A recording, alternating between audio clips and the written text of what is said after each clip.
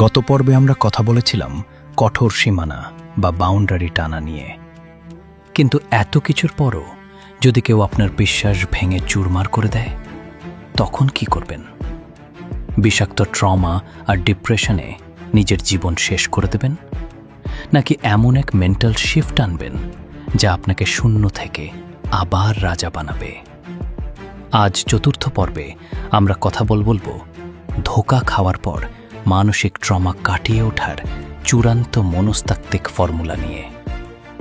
এই পরিস্থিতিতে আমাদের সবচেয়ে বড় শত্রু হয়ে দাঁড়ায় আমাদের নিজেদেরই অবচেতন মন। সে বারবার আপনাকে অতীতে ফিরিয়ে নিয়ে যেতে চাইবে, পুরনো ভালো স্মৃতিগুলো দেখিয়ে আপনাকে দুর্বল করতে চাইবে। সাইকোলজি বলে একে বলে ইমোশনাল ট্র্যাপ।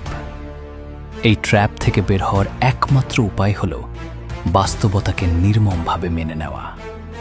যে গেছে বা যে বেইমানি করেছে তাকে জোর করে মনের খাঁচায় আটকে রাখার চেষ্টা করা মানে নিজের আত্মসম্মানকে প্রতিদিন বলি দেওয়া। মনে রাখবেন, বেইমানের সবচেয়ে বড় শাস্তি গালিগালাজ বা নোংরা প্রতিশোধ নেওয়া নয়। সবচেয়ে বড় প্রতিশোধ হল তার অস্তিত্বকে নিজের জীবন থেকে সম্পূর্ণ মুছে ফেলা এবং নিজেকে এতটাই সফল ও মানসিকভাবে শক্তিশালী করে তোলা যেন এক সময় যে আপনাকে অবহেলা করেছিল সে আপনার ধূলিকণা ছোঁয়ার যোগ্যতাও হারিয়ে ফেলে। আপনার নীরবতা আর আপনার অবিশ্বাস্য সফলতাই হবে তার জীবনের সবচেয়ে বড় অনুশোচনা।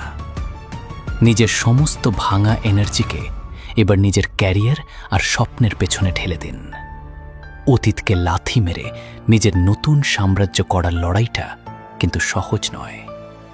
কিন্তু কিভাবে নিজের এই ক্ষতবিক্ষত মনকে শতভাগ হিল করবেন এবং এই বিষাক্ত চক্র থেকে চিরদিনের জন্য মানসিক মুক্তি পাবেন? সেই চূড়ান্ত মানসিক মুক্তি এবং এই সিরিজের শেষ বা সমাপনী পর্বের ধামাকা ফর্মুলা জানতে চোখ রাখুন আগামী পর্বে।